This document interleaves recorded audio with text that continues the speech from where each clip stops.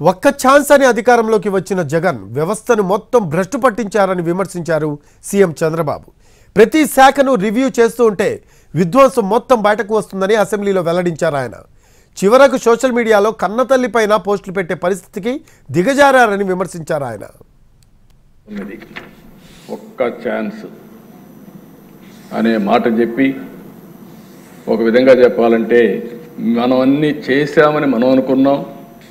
ప్రజలు కూడా ఇంకా ఏదో చేస్తాడు, ఒక ఛాన్స్ అంటున్నాడని చెప్పి అనుకున్నారు. ఓటేస్తే ఏం జరిగిందో ఒక్కసారి మనం చూస్తే ఆ దిశ ఇప్పుడు నేను రివీల్ చేస్తున్నా.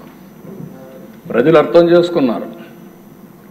చేసుకున్నారు కాబట్టి 93% స్ట్రైక్ రేట్ ఇచ్చారంటే అది ఒక చరిత్ర, వాళ్ళు అర్థం చేసుకున్నారు.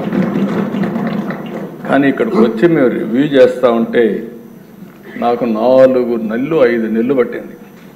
150 రోజుల్లో లక్షల కోట్ల రూపాయలకు పెట్టుబడులకు మళ్ళీ శ్రీకారం చుడుతున్నాం. నేనేదో ఈరోజు అన్ని చేసామని చెప్పడం లేదు, ప్రజలకు కూడా విజ్ఞప్తి చేస్తున్నా. కొద్దిగా నమ్మకాన్ని కల్పిస్తున్నాం. నమ్మకంతో ఒక్కొక్కరే వస్తున్నారు, కానీ ప్రజల్లో కూడా ఒక అనుమానం ఉంది. రాబోయే రోజుల్లో మళ్ళా ఇలాంటి దుర్మార్గమైన పరిపాలన వస్తే మేము ఏమవుతామంటే అలాంటి అవకాశం ఇంకా రాదు. మా రాష్ట్ర ప్రజలకు విజ్ఞత ఉంది. కడాన్ నా మీద నీ మీద అందరి మీద పెట్టారు, కానీ కడాన కన్న తల్లి పైన కూడా పోస్టర్స్ పెట్టే పరిస్థితికి వచ్చారు. అధ్యక్ష, పోస్ట్ చేసే పరిస్థితికి వచ్చారు. ఆయన శీలాన్ని కూడా శంకించే విధంగా ఏమనాలండి, మనుషుల జంతువులని అడుగుతున్నా. మళ్ళా సిగ్గు లేకుండా మాట్లాడుతున్నారు. ఈరోజు ఎక్కడికక్కడ మాట్లాడుతున్నారు. అంటే తల్లిని కూడా క్యారెక్టర్ అసాసినేషన్ చేసే వాళ్ళని మీరు నేను ఒక లెక్క, ఈ రాష్ట్ర ప్రజానికి ఒక లెక్క అని అడుగుతున్నా. నేను బాధ ఆవేదనతో అడుగుతున్నాను. నేను అందుకే ఒకే మాట చెప్పాను, ఎన్డీఏలో ఏ లీడర్ కూడా ఇలాంటి అసభ్యకరమైన పోస్టులు పెట్టాం.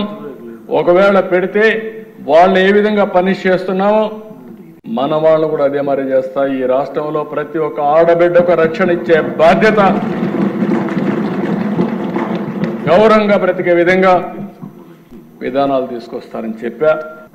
పోలవరంలో 50 లక్షల క్యూసిక్స్ ఆఫ్ వాటర్ పీక్ సీజన్లో డిశ్చార్జ్ అవుతుంది. 50 లక్షల క్యూసిక్స్ ఆఫ్ వాటర్. దేశంలో ఏ ప్రాజెక్టుకి ఇంత నీళ్ళు, ఇంత వరద వచ్చే సమస్య లేదు.